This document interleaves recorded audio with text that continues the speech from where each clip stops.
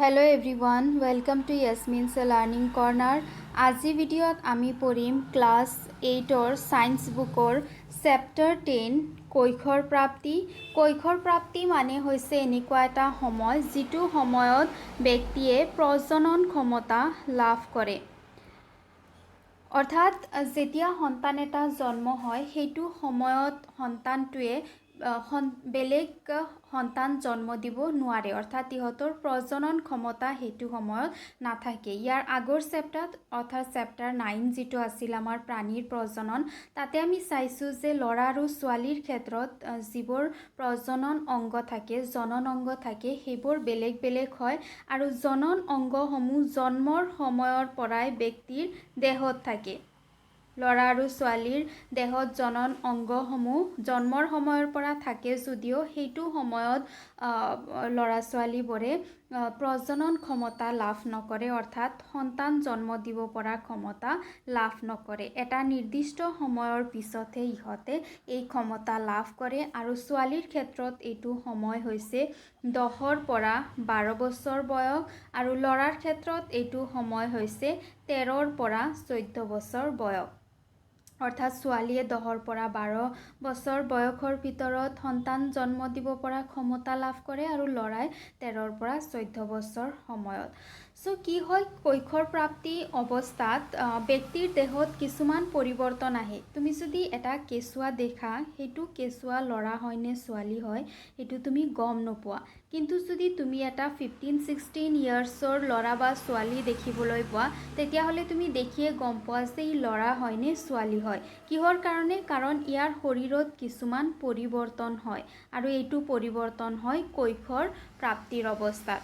আৰু কেনেকুৱা ধৰণৰ পৰিৱৰ্তন হয়, আৰু এই যে পৰিৱৰ্তনটো যে হয় সেইটো ল'ৰাৰ ক্ষেত্ৰত পৰিৱৰ্তন বেলেগ হয় আৰু ছোৱালীৰ ক্ষেত্ৰত দেহৰ পৰিৱৰ্তন বেলেগ হয়, যাৰ কাৰণে আমি ইয়াক ৰিকগনাইজ কৰিব পাৰোঁ, ইয়াক আমি চিনি পাব পাৰোঁ।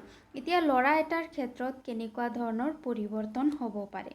নাম্বাৰ 1 হৈছে ল'ৰাৰ ক্ষেত্ৰত ল'ৰাৰ যি উচ্চতা সেয়া হঠাৎকৈ উচ্চতা বৃদ্ধি পাবলৈ ধৰে।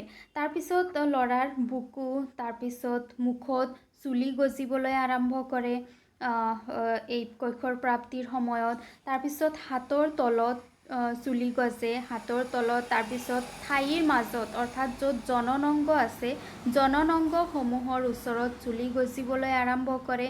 ইহঁতৰ যি শোল্ডাৰ থাকে, কান্ধৰ আকাৰ বৃদ্ধি পাবলৈ আৰম্ভ কৰে।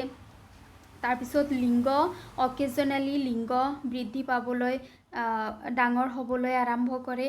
এইবোৰ কিছুমান লক্ষণ দেখিবলৈ পোৱা যায় কৈশোৰ প্ৰাপ্তিত ল'ৰাৰ ক্ষেত্ৰত। তাৰপিছত ছোৱালীৰ ক্ষেত্ৰত কৈশোৰ প্ৰাপ্তিত কি পৰিৱৰ্তন দেখিবলৈ পোৱা যায়।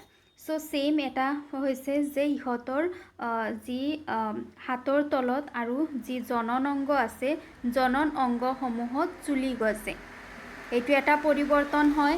লগতে ইহঁতৰ যি স্তন থাকে, কেঁচুৱাবোৰৰ যি স্তন থাকে সেয়া সৰু থাকে, কিন্তু কৈশোৰ প্ৰাপ্তি অৱস্থা পোৱাৰ লগে লগে ছোৱালীৰ স্তনৰ আকাৰ ডাঙৰ হ'বলৈ ধৰে।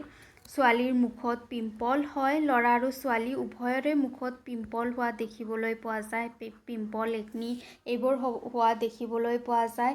লগতে ছোৱালীৰ যি হিপছ, থাইছ এইবোৰৰ আকাৰ বৃদ্ধি পাবলৈ ধৰে আৰু মষ্ট ইম্পৰ্টেণ্ট ছোৱালীৰ ঋতুচক্ৰ হয়।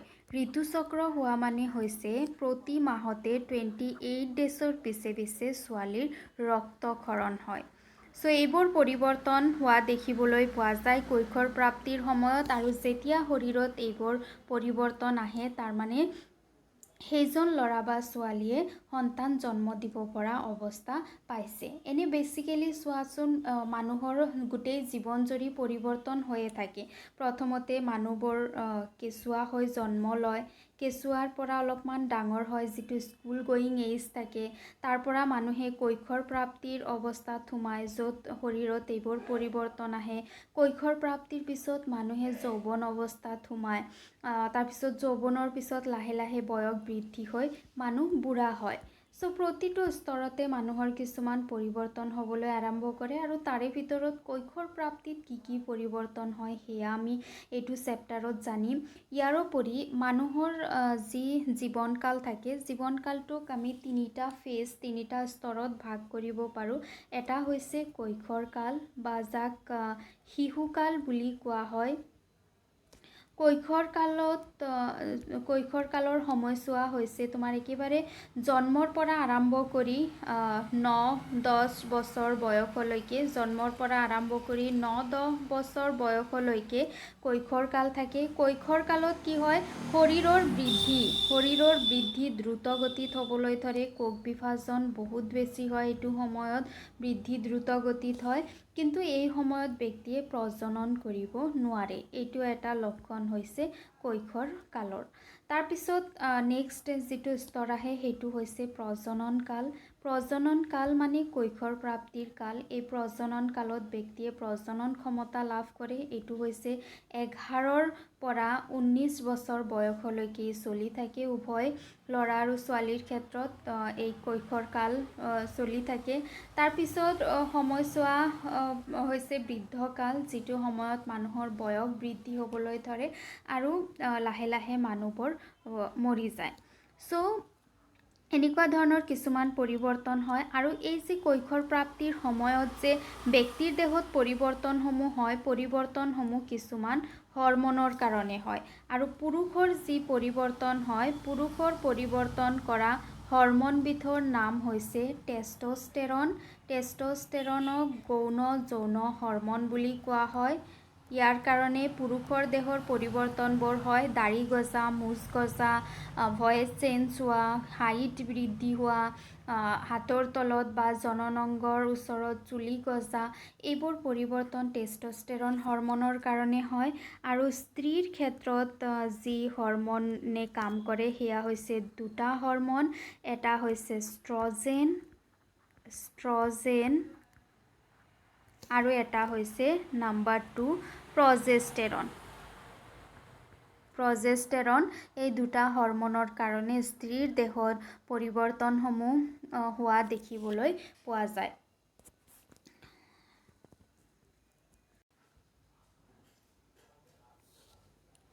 চ' ইয়াৰ আগৰ যিটো চেপ্টাৰ আছিল, চেপ্টাৰ 9, য'ত আমি প্ৰজননৰ বিষয়ে পঢ়িছোঁ, কেনেদৰে জীৱই নিজৰ দৰে জীৱ সৃষ্টি কৰিব পাৰি। প্ৰজনন দুই ধৰণে হয় আমি দেখিবলৈ পাইছিলোঁ।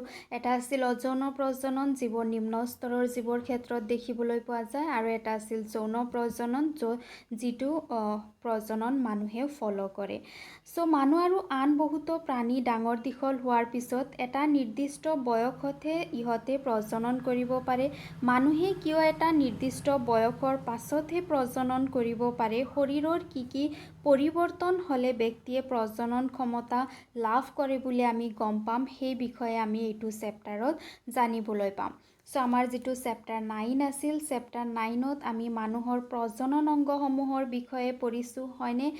স্ত্ৰীৰ ক্ষেত্ৰত যি প্ৰজনন অংগ আছিল, স্ত্ৰীৰ ক্ষেত্ৰত প্ৰজনন অংগ কি আছিল? ডিম্বাশয়। 3টা মুখ্য অংগৰ দ্বাৰাই গঠিত হৈ আছিল। ডিম্বাশয়, ডিম্ববাহী নলী আৰু আছিল কি? জৰায়ু। এই যিটো ডিম্বাশয় আছিল, ডিম্বাশয়ে ডিম্বাণু সৃষ্টি কৰিছিল। ডিম্ববাহী নলীত শুক্ৰাণু ডিম্বাণুৰ মিলন হৈছিল আৰু সন্তানৰ বৃদ্ধি বিকাশ হৈছিল ক'ত? জৰায়ুত। ঠিক তেনেদৰে পুৰুষৰ যি জননাংগ আছিল, সেয়া মুখ্য 3টা অংশৰ দ্বাৰা গঠিত আছিল। এটা আছিল অণ্ডকোষ, য'ত শুক্ৰাণুসমূহ সৃষ্টি হৈছিল। তাৰপিছত আছিল শুক্ৰবাহী নলী, যাৰ সহায়ত শুক্ৰাণুবোৰ ওলাই আহিছিল। আৰু আছিল কি? লিংগৰ দ্বাৰা শুক্ৰাণু দেহৰ বাহিৰত ওলাই আহিছিল। চ' আমি এই অংগসমূহৰ বিষয়ে আমি 9 চেপ্টাৰত পাইছোঁ। এই অধ্যায়ত এটি শিশুৱে নানা পৰিৱৰ্তনৰ দ্বাৰা প্ৰাপ্তবয়স্ক অৱস্থা লাভ কৰাত হৰমনৰ কি ভূমিকা আছে সেই বিষয়ে আলোচনা কৰিম। চ' এইখিনি আছিল আমাৰ চেপ্টাৰৰ ইন্ট্ৰডাকশ্যন। আমি নেক্সট ভিডিঅ'ত চাম। ইয়াৰ পিছত কি আছে কৈশোৰকাল আৰু যৌৱন অৱস্থাৰ বিষয়ে আজি ভিডিঅ'ত কেনেকুৱা পালা জনাবা ভাল লাগিলে লাইক কৰিবা বন্ধু বান্ধৱৰ সৈতে ভিডিঅ' শ্বেয়াৰ কৰিবা আৰু চেনেল ছাবস্ক্ৰাইব কৰিবা থ্যাংক ইউ